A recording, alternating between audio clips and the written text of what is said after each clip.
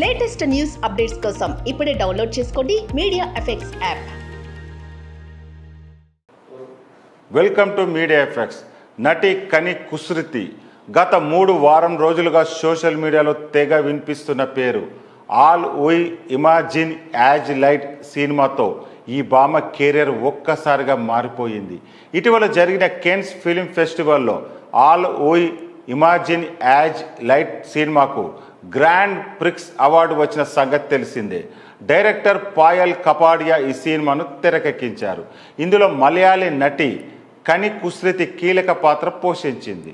Cannes film ఫెస్టివల్లో పాల్గొన్న కని కుసృతి ఆ వేడుకలో పుచ్చకాయను పోలి ఉన్న హ్యాండ్ బ్యాగ్తో కనిపించి అందరి దృష్టిని ఆకర్షించింది. ఇటీవల ఓ ఇంటర్వ్యూలో పాల్గొన్న కని కుసృతి తన జీవితంలో ఎదుర్కొన్న కష్టాలను బయటపెట్టింది.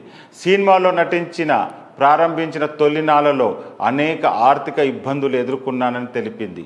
డబ్బు సంపాదించి స్వతంత్రంగా ఉన్నప్పుడు మాత్రమే తాను ప్రశాంతంగా ఉండగలనని తెలిపింది. ఆర్థికంగా స్వాతంత్రంగా ఉన్నప్పుడు నేను ప్రశాంతంగా ఉండగలను. జీవనోపాధి కోసం సినిమాలో నటించాల్సి వచ్చింది. 2020లో నేను నటించిన మలయాళ సినిమా బిర్యానీకి Kerala state film award, Moscow International Film ఫెస్టివల్లో ఉత్తమ నటి అవార్డు వచ్చాయి. కానీ అంతకుముందు నా జీవితం మొత్తం కన్నీళ్లతో పోరాటం చేశాను. నా దగ్గర డబ్బులు లేని సమయంలో సజిన్ బాబు నన్ను సంప్రదించాడు.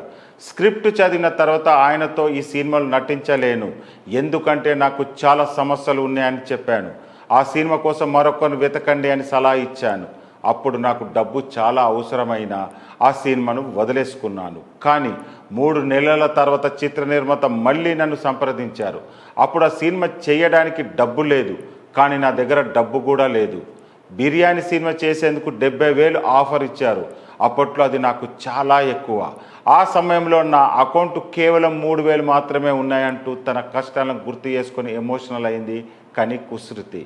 తాను థియేటర్కే పరిమితమై ఉంటే బాగా సంపాదించగలిగితే సినిమాలకు రాకపోవచ్చని అన్నారు కని కుసృతి.